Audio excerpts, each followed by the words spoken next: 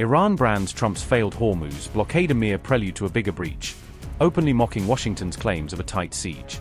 Tehran doubles down on its nuclear message, insisting that Iran's right to uranium enrichment is indisputable, even if the exact enrichment level is negotiable. Against this backdrop, Iran's Foreign Minister Abbas Araghchi welcomes Pakistan's Army Chief Asim Munir, signaling coordination with a key regional partner as talks loom.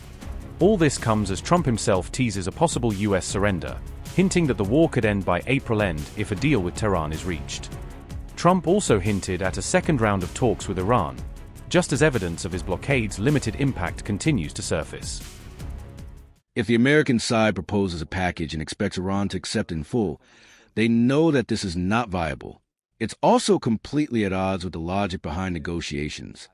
Regarding the level and type of enrichment, we have always said that negotiable, it's not new. We have emphasized that the Islamic Republic of Iran, based on its needs, must be allowed to continue enrichment. U.S. naval blockade can be the prelude to the breach of the ceasefire. Definitely our armed forces are closely watching developments there, and they will react as necessary. Any move and any interference in the affairs of the region simply makes things more complicated. We are glad to see many European countries are smart enough not to fall into the trap set up by America and the Zionist regime.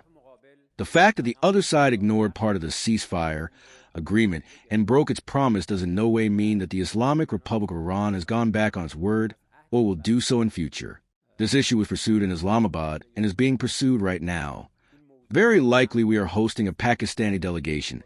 In line with the talks we had in Islamabad, the Pakistani side has held discussions with the Americans and has also heard our stances. During this visit, the views on both sides will be discussed in detail. I had to divert, because if I didn't do that, right now you would have Iran with a nuclear weapon, and if they had a nuclear weapon, you would be calling everybody over there, sir, and you don't want to do that. Well, you keep saying was. Is this war over? I think it's close to over, yeah. I view it as very close to over. You know what? If I pulled up stakes right now, it would take them 20 years to rebuild that country.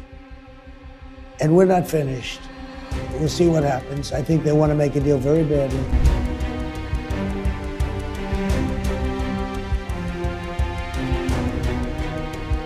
According to Trump, without this US intervention, Iran would already possess a functional nuclear arsenal by now. Earlier, Trump told the New York Post that talks with Iran could resume within 2 days, pointing to possible diplomatic restarts. Trump's comments came amid ongoing reports of ships still managing to cross the Strait of Hormuz despite the active US naval blockade. After imposing a naval blockade in the Strait of Hormuz, Donald Trump has signaled a possible shift toward renewed diplomatic engagement. The US president indicated that he is considering a second round of negotiations with Iran, according to recent reports. In an interview with the New York Post, Trump stated that discussions with Iran could resume within the next 2 days. He also suggested that the proposed talks may once again take place in Islamabad, based on current indications. However, Trump's remarks appear to differ from earlier statements made in the same interview cycle. Previous reports had indicated that he described the pace of talks with Iran as slow and uncertain. He had also earlier suggested that a second round of negotiations might not be held in Pakistan. According to the New York Post, Trump had even indicated that European countries could host the next phase of discussions.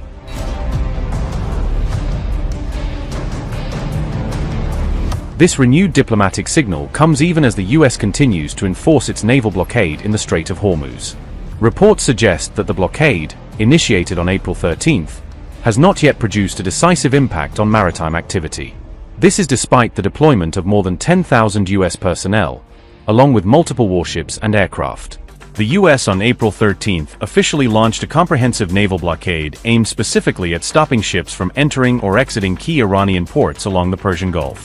However, fresh reports indicated that multiple commercial and cargo ships successfully transited the Strait of Hormuz despite the heavily publicized US blockade efforts. An Iran-linked oil tanker along with several Chinese ships were reportedly able to transit freely amid the ongoing blockade, underscoring potential cracks in the American enforcement. A Chinese tanker sanctioned by the United States sailed through the Strait of Hormuz on April 14th, marking a striking development amid the new maritime standoff in the Gulf. The vessel passed through Hormuz despite the US-imposed blockade, according to ship tracking data that showed it successfully made the transit out of the Gulf. Reuters made the claim about the vessel Rich Starry, citing tracking data from LSEG, Marine Traffic, and CLR to document the ship's movement through the strategic waterway. According to the same data, the Rich Starry would be the first ship to make it through the strait and exit the Gulf since the blockade began.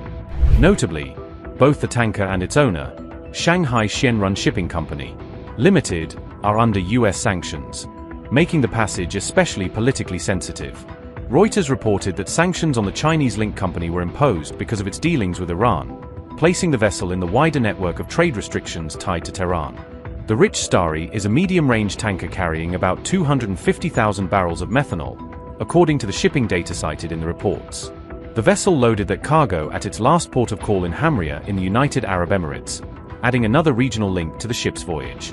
Reuters also reported that the Chinese-owned tanker has a Chinese crew on board, based on the available vessel data. An Iranian embassy statement described the Rich Starry as a Malawi-flagged tanker, adding another detail to the growing attention around the ship's transit. Iranian embassy in Ghana wrote on X, and I quote, "Breaking, Rich Starry, a Chinese oil tanker sanctioned for shipping Iranian oil, flying the flag of Malawi, a country with no coastline, just sailed through America's blockade of the Strait of Hormuz." The Navy, with its many big beautiful ships, issued repeated warnings. Reportedly, the tanker's captain upgraded to premium to skip the ads. Edit. We're being told the blockade only applies to countries the US isn't afraid of. That list used to be long. It now fits on Trump's McDonald's receipt, delivered by DoorDash. Unquote. Meanwhile, the US Vice President on April 14th also hinted at the possibility of a second round of talks with Iran to address remaining issues.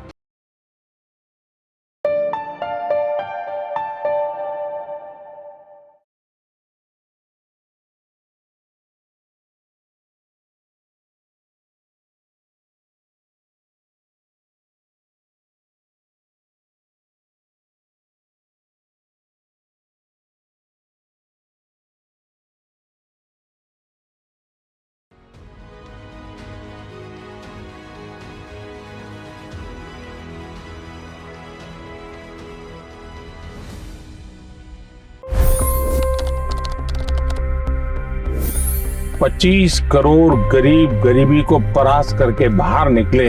For the good of our nation, let's work together and let's truly make America great again.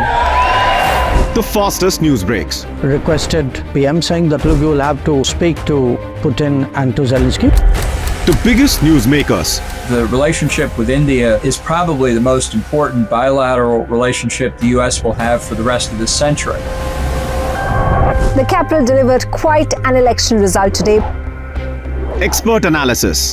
The million-dollar question today is how to stop this dance of death. Ground reports. I'm standing at the crossroad of the Kumbh Mela. Behind me are more than 100 entry ghats. Long-form interviews. Exclusionary politics is reflected in Manipur case as well. You don't bother because this is a small state. Deep dive into burning issues. It's often said DRC could be the richest country in the whole world. It's because of what sits underneath. Why exactly did the US topple the Sheikh Hasina government? HD videos. We don't just break news, we break it down.